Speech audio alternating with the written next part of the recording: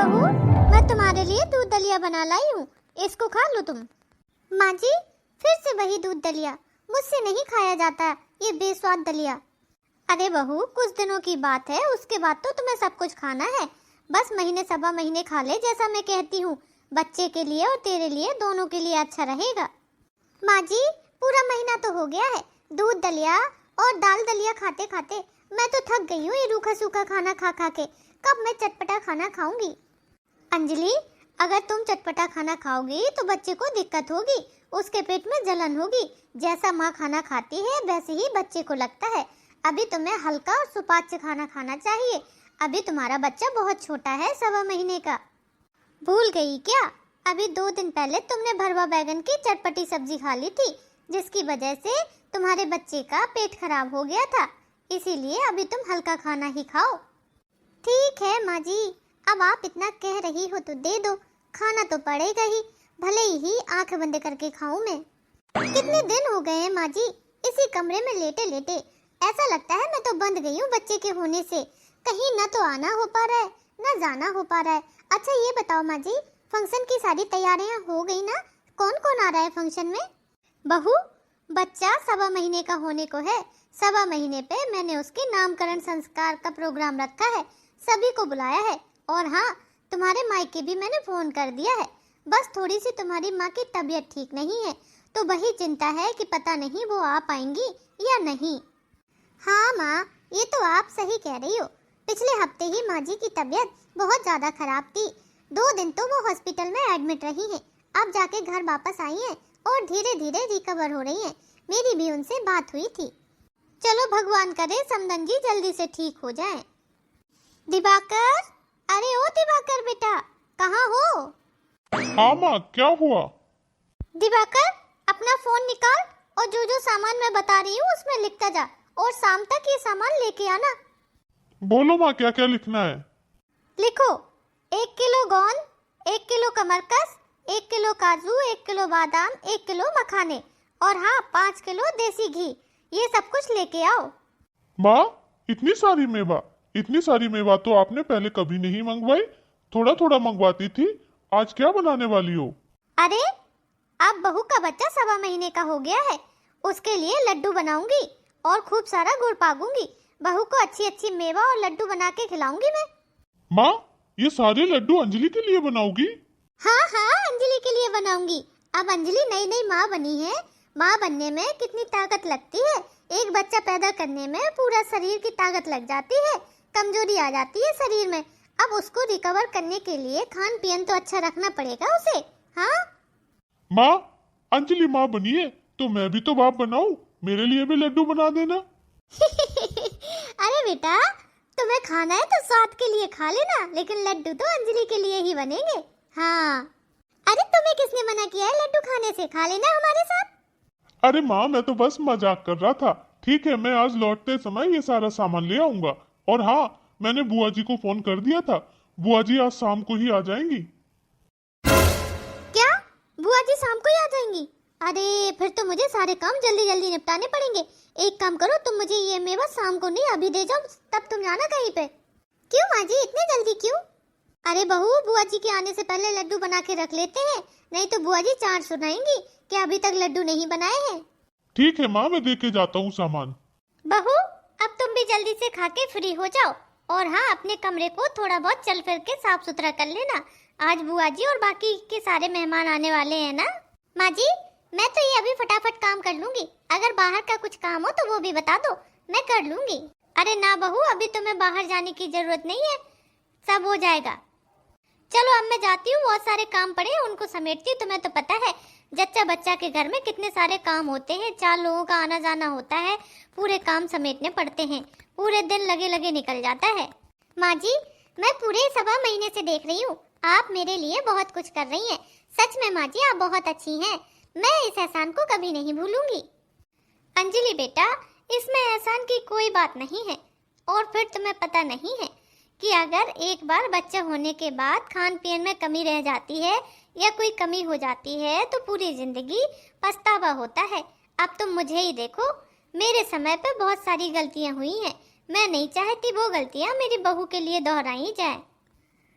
माँ जी, क्या हुआ था? मुझे बताओ ना, मैं जानना चाहती हूँ। बहू, अब तुम पूछ ही रही हो तो तुमसे क्या छुपाना। दरअसल अगर मैं पुरानी बातें याद करने लगूं तो मन बड़ा भारी हो जाता है। माँ जी, मैंने तो सुना है कि आपके समय में हमारा परिवार बहुत बड़ा था। चार नंदे थी और जॉइंट फैमिली थी, सभी लोग साथ ही रहते थे। हाँ अंजलि बहू, तुमने एकदम सही सुना है। जब मेरी शादी होके आई थी तो सबसे बड़े तो तुम्हारे ससुर जी ही थे। उसके बाद 4 बहनें, 2 देवर, बहुत बड़ा परिवार था। सब लोगों के साथ इकट्ठे ही रहते थे। और जब दिवाकर मेरे पेट में था, पूरे घर का काम मैं करती थी, सारा समेटती थी।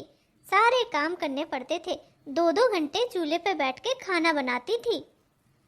क्या माँ जी, इतना सारा काम अकेले करती थी आप? हाँ बहू, बड़े बड़े घरों में 2-2 घंटे झाड़ू लगाना, साफ सफाई करना, सुबह शाम चूल्हे पे सबके लिए खाना बनाना। इतनी गर्मी में भी चूल्हे पे खाना बनाना पड़ता था। और जब दिवाकर हो गया तो उसके बाद तो हफ्ते भर मेरी सास ने मुझे अपने हाथ से बना के दिया। हफ्ते भर बाद ही सब लोगों का खाना तो बना लेती थी और मुझसे बोल दिया था कि अपना दूध दलिया अब तुम खुद बना लिया करो। अब तो तुम इतनी ठीक हो गई हो कि चलते फिरते दूध दलिया बना सकती हो। मैं अपना खाना अलग बनाती थी।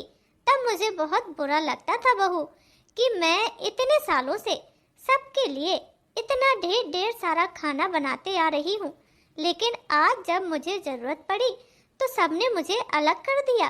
सब अपना खाना अलग बना रहे हैं और मेरे लिए 4 रोटी या दाल दलिया बनाने में भी सबको तकलीफ हो रही थी, क्योंकि उस समय की सबकी मानसिकता यही थी कि बहू को बना के क्यों खिलाएं। बहू तो सिर्फ सेवा करने के लिए होती है। हम बहू की सेवा कैसे कर सकते हैं? पर माँ जी, ये तो बहुत गलत बात है कि जब आप काम करती थी तब तो कुछ नहीं था, लेकिन जब आपको जरूरत पड़ी तो सबने आपको अलग कर दिया। आपको तो बहुत बुरा लगा होगा। हाँ बहू, बुरा तो बहुत लगा, लेकिन क्या कर सकते थे। जॉइंट फैमिली थी, पूरी जिंदगी जॉइंट फैमिली में रही। लेकिन एक बात मैंने अच्छे से समझ ली थी कि जब मेरी बहू आएगी तो मैं उसके साथ ऐसा व्यवहार कभी नहीं करूंगी। अगर मैं उसके लिए कुछ कर दूंगी कुछ दिनों के लिए तो कुछ बिगड़ नहीं जाएगा, और हमेशा तो वही करेगी ना मेरे लिए। तो कुछ दिनों के लिए मैं अपने बहू के सारे काम करने के लिए तैयार हूँ, जो काम बहू मेरे करती है। मुन्ना भी उठ गया हमारी बातों में माँ जी। चलो जाओ अंजलि, अब तुम मुन्ने को संभालो। तुम्हारी बातों में बैठ के कितना टाइम निकल गया। मुझे भी बहुत सारे काम करने हैं और आज सब लोग आ रहे होंगे। ठीक है माँ जी। शकुंतला जीजी का फोन आ रहा है, एक बार उठा के देखो क्या कह रही हैं। हेलो, हाँ जीजी प्रणाम। हाँ सुशीला भाभी, आप कर रही हो प्रणाम? सबको फोन करने की फुर्सत है तुम्हें? मुझे तो तुमने फोन तक नहीं किया है। वो तो मुझे पता चला कि तुम अपने पोते का नामकरण संस्कार कर रही हो, तो मैंने सोचा कि मैं ही फोन करके पूछ लेती हूँ। अरे ना जीजी, ऐसी बात नहीं है। हमने आपको फोन किया था, आपके लड़के ने उठाया था, शायद उसने बताया नहीं होगा। मैंने तो आने का निमंत्रण भी दिया है आपको। हाँ, अगर एक बार मैंने फोन नहीं उठाया था भाभी तो दोबारा नहीं कर सकती थी क्या? अब लड़के बच्चे हैं, बताना भूल गए होंगे। अब तुम्हें अपने घर में बुलाना था तो कम से कम दूसरी बार फोन कर देती तो मैं आ जाती। अरे जीजी, इतनी नाराज क्यों हो रही हो? आ जाओ, आपका भी तो पोता है। कब आ रही हो? कब क्या आ रही हूँ? मैं तो अपने मायके में ही हूँ। कहो तो शाम को आ जाओ। ठीक है जीजी, आ जाओ। माँ जी, ये शकुंतला जीजी कौन है? आपने मुझे इनके बारे में कभी कुछ नहीं बताया। अंजलि बहू, ये शकुंतला जीजी तुम्हारी बुआ है, बुआ सास। अरे वो परिवार में चाचा जी है ना, उनकी बेटी है। वो भी आती जाती है हमारे इधर। हमने इनको आने के लिए फोन तो किया था, लेकिन पता नहीं शायद इनके लड़के ने इनको बताया नहीं है। सबको बुलाया है हमने तो वो भी आई है। अभी वो मिलने आएंगी, इधर ही है, चाचा के घर में ही आई है अभी वो। अच्छा, ठीक है माँ जी। अंजलि बहू, इनसे मिलो। ये है शकुंतला बुआ। इनसे तुम पहले कभी नहीं मिली हो, पहली बार आई है हमारे घर। बुआ जी प्रणाम। देखो तो भाभी, कैसा जमाना आ गया है। आजकल की बहुएं पलंग पे बैठे बैठे ही प्रणाम करती है, उतर के भी नहीं आती है। कहीं पैर छूने में कमर न टूट जाए। जल्दी बुढ़ापा आ जाता है आजकल के जवान लोगों का। अरे जिज्जी, वो क्या है ना कि बच्चे को गोद में लिए हैं इसीलिए। अरे हाँ शकुंतला भाभी, मैं तो मजाक कर रही थी। ये लो, मैं बच्चे के लिए इसमें कपड़े लाई हूँ। बच्चे के नाप बुआ जी। भाभी, घर में सभी मेहमान दिखाई दे रहे हैं, सब लोग दिखाई दे रहे हैं, लेकिन अभी तक बहू के मायके वाले नहीं आए क्या? पंच और सोहर का सामान लेकर के कहीं कुछ दिखाई ही नहीं दे रहा है। बहू के घर से सोहर के मेवा और घी के लड्डू तो आए होंगे ना, जरा चखाओ मुझे। बुआ जी को सोहर के लड्डू कैसे चखाएं? माँ की तबीयत इतने दिनों से ठीक नहीं थी, तो लड्डू तो उन्हें माँ जी ने बनाने से मना ही कर दिया था। कहा था जो सामान मार्केट से मिले वो ले आना, घर में लड्डू मत बनाना। अब माँ जी क्या जवाब देंगी बुआ जी को, मुझे तो समझ ही नहीं आ रहा है। अगर मैंने शकुंतला जीजी को ये बता दिया कि बहू के मायके से घी और मेवा वाले लड्डू तो आ ही नहीं रहे हैं, तो अभी वो सभी लोगों के सामने बात का बतंगड़ बना देंगी और पूरे परिवार में बात फैला देंगी कि बहू के घर से तो कुछ आया ही नहीं है। अब मुझे ही बात संभालनी पड़ेगी। क्या हुआ शकुंतला भाभी, क्या सोच रही हो? लड्डू तो आएंगे ना? अब तुम्हें पता तो है बुढ़ापे पे मन चलता है, और सोहर के लड्डू तो खाने में कितने स्वादिष्ट लगते हैं। मैं तो कितना इंतजार कर रही हूँ बहू के मायके से आने वाले लड्डू का। हाँ हाँ जीजी, लड्डू आ रहे हैं। अब उसके भैया भाभी मम्मी पापा सब लोग आ रहे हैं, तो लड्डू भी लाएंगे। अरे जीजी, कब तक खड़ी रहोगी? बैठो आप कुर्सी पर आराम से, लड्डू खिलाएंगे हम आपको। हाँ हाँ, हम भी बहू के मायके के लड्डू खाए बिना जाने वाले नहीं हैं, खा के ही जाएंगे बहू के मायके के लड्डू। क्या करूं, माँ को फोन कर दूं क्या कि कुछ लड्डू बना के ले आए? नहीं तो बुआ जी इधर बात का बतंगड़ बना देंगी और सबके सामने माँ जी को शर्मिंदा कर देंगी, और ऊपर से मेरे मायके वालों को चार अलग से सुनाएंगी। जीजी, मैं कुछ काम समेट के आती हूँ। हाँ हाँ जाओ, अब तुम सास हो तो काम समेटोगी ही, बहू को आराम कराओ, तब तक मैं तुम्हारी बहू से बतियाती हूँ। माँ जी, ओ माँ जी, जरा आना तो इधर, बात तो सुनना मेरी। हाँ बहू, क्या हुआ? माँ जी, मैं ये कह रही थी अपनी माँ को फोन कर देती हूँ, अभी 1-2 घंटे में उनसे जितना बन पड़ेगा वो लड्डू बना के ले आएंगी, नहीं तो बुआ जी 4 लोगों के सामने आपकी बेइज्जती कर देंगी। अरे नाना बहू, कुछ फोन वोन नहीं करना, तुम्हें पता तो है समदन जी की तबीयत ठीक नहीं है, और वो तो उधर से चल भी दिए होंगे, 1-2 घंटे में आने वाले होंगे। अब उनसे ऐसे जल्दबाजी में कैसे सब काम करवा लोगी तुम? रहने दो, मैं संभाल लूंगी सब कुछ। क्या खुसुर पुसुर कर रही हो दोनों सास बहू हैं? अगर खुसुर पुसुर करनी है तो फिर हम चले जाते हैं इस कमरे से, कर लो बातें। अरे नाना जीजी, ऐसी कोई बात नहीं है, मैं जाती हूँ, काम करती हूँ, आप बैठो बहू के पास, अपने पोते को खिलाओ। बहू, सुना है तुम्हारे मायके में बच्चा होने के बाद पचबच तो बहुत धूमधाम से देते हैं, हाँ क्या ये बात सही है? जी बुआ जी। सबको कपड़े अपड़े भी बेचते हैं, जितने भी रिश्तेदार होते हैं? हाँ बुआ जी, बच्चे के लिए, बच्चे की माँ के लिए, परिवार वालों के लिए, सबके लिए ला रहे हैं मेरे भैया भाभी और माँ कपड़े। अच्छा अच्छा, मैं तो बस ऐसे ही पूछ रही थी, और कुछ नहीं है। हाँ हाँ हाँ, क्या नाम सोचा है बच्चे का? क्या नाम रखोगी? बुआ जी, बच्चे का नाम तो माँ जी ही रखेंगी। क्यों? तेरी सास क्यों रखेगी बच्चे का नाम? तू रखना अपने बच्चे का नाम, माँ रखती है बच्चे का नाम। बुआ जी, मुझे पूरा भरोसा है, माँ जी जो भी नाम रखेंगी वो मुझे पसंद होगा, उनकी पसंद बहुत अच्छी है। खाक पसंद अच्छी है तुम्हारी सास की। पिछली बार तुम्हारी सास ने हमें साड़ी दी थी, ऐसे धागे धागे निकल रहे थे, उससे धागे धागे पहनते भी नहीं बनी, 2 बार पहनी, उठा के फेंक दी हमने, तो हमसे नहीं पहनती बनी, जहाँ भी जाए उलझ के निकल जाती थी। अंजलि, ओ अंजलि, देखो हम आ गए हैं। अरे बहू, लगता है तुम्हारे मायके वाले आ गए। हाँ बुआ जी, मुझे भी ऐसे ही लगता है, मेरी माँ की आवाज लग रही थी ये तो। अरे समदन जी, आप तो कितना सारा सामान लेकर आई हैं, पूरा कमरा भर गया है मेरा तो। अब क्या बताऊं समदन जी, हफ्ते भर से तबीयत खराब है, इसीलिए कुछ चीजें अधूरी रह गई हैं। अगर तबीयत ठीक होती तो कमरे के साथ साथ आपका घर भी भर जाता। फल है, मिठाई है, मेवा है, कपड़े हैं, ये सब तो दिखाई दे रहे हैं, लेकिन आप लोग बुरा ना माने तो एक बात कहें। अब पता नहीं ये बुआ जी सबके सामने क्या बोलने वाली हैं, मुझे तो बड़ा डर लग रहा है। हाँ हाँ बुआ जी, कहिए, आप क्या कहना चाहती हैं?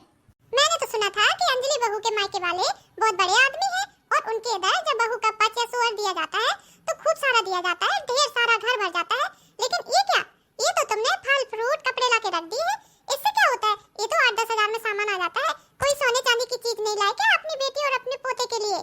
है खाली हाथ आ गए क्या? अरे बुआ जी, हम खाली हाथ क्यों आएंगे, लेके आए हैं ना अपने भांजे के लिए हम सोने की चेन। अच्छा, कहाँ? हमें तो कहीं दिखाई नहीं दे रही है, कहाँ है सोने की चेन? दिखाओ जरा, हम भी देखें। ये देखो बुआ जी, ये है पोते के लिए सोने की चेन, पूरी 1.5 तोला की है। चलो अच्छा हुआ, इधर तो बात बन गई, नहीं पता नहीं बुआ जी क्या कहती। हाँ हाँ, ये सब तो ठीक है, ये तो माँ बाप अपनी बेटी के लिए लाते ही हैं। ये बताओ, उसके खाने के लिए गोंद वाले मेवा और घी वाले लड्डू लाए हो ना? ये सब तो बहू नहीं खा पाएगी ना। वो कहाँ है? हम तो इधर बहू के मायके के गोंद और घी वाले लड्डू खाने के लिए ही बैठे हैं, कब से इंतजार कर रहे हैं। पूछ लो चाहे तुम भाभी से। बहू, अब हम बुआ जी को क्या जवाब दें? गोंद और घी वाले लड्डू तो हम लाए ही नहीं है, बनाने का समय ही नहीं मिला। अब माँ बुआ जी को क्या जवाब देंगी? मुझे तो बड़ा डर लग रहा है।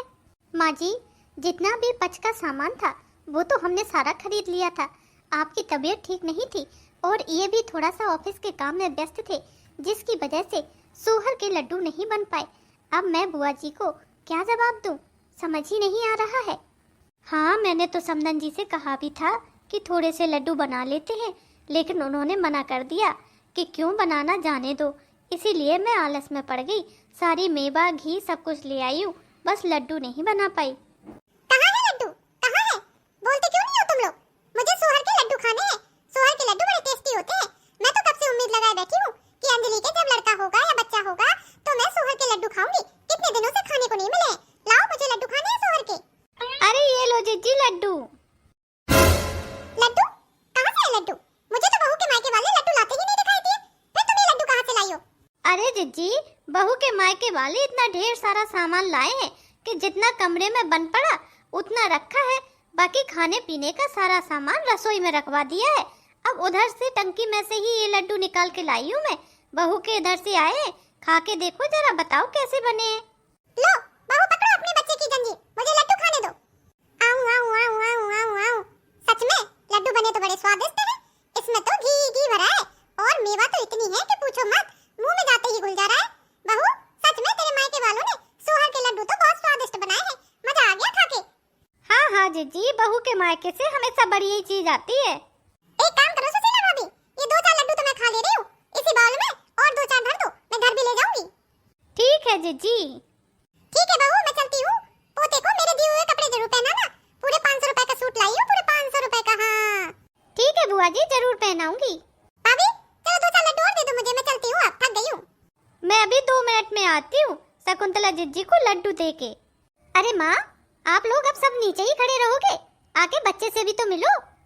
पायल, अब आए हैं तो बच्चे से तो मिलेंगे ही, लेकिन पहले तुम्हारी बुआ सास से तो मिल ले। गजब ही है तुम्हारी बुआ सास तो, हम तो डर ही गए तुम्हारी बुआ सास की बातें सुन के। और ये तो भला हो माँ जी का कि जिन्होंने हमारी बात रख ली।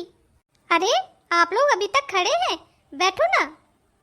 समदन जी, आपका बहुत बहुत धन्यवाद, जो आज आपने बेटी के ससुराल में मेरा मान रख लिया, वरना सबके सामने आज बेइज्जती होने से कोई नहीं बचा सकता था। पर माँ जी, आप ये बिल्कुल सोहर जैसे लड्डू लाई कहाँ से हैं? अरे मैंने अपनी बहू के लिए बनाए हैं ना लड्डू, पूरे देसी घी मेवा के साथ। अब बच्चा हुआ है उसको तो महीने 2 महीने घी और मेवा के लड्डू तो खाएगी ना वो। वही लड्डू तो दिए हैं मैंने जीजी को। हाँ हाँ माँ जी, बिल्कुल सही किया आपने, नहीं तो आज बुआ सास को देख के हमारी प्राण हलक में आ गए थे। अरे माँ जी, अब ये भी बता दो कि आपने बच्चे का नाम क्या सोचा है? हाँ हाँ माँ जी, अब बच्चे के नामकरण में आए हैं तो नाम भी बता दीजिए। मैंने अपने पोते के लिए नाम सोचा है प्रथम। कैसा लगा तुम सबको? बताना जरूर। अरे माँ जी, ये नाम तो सच में बहुत अच्छा है, एकदम से यूनिक है और एकदम से नया है।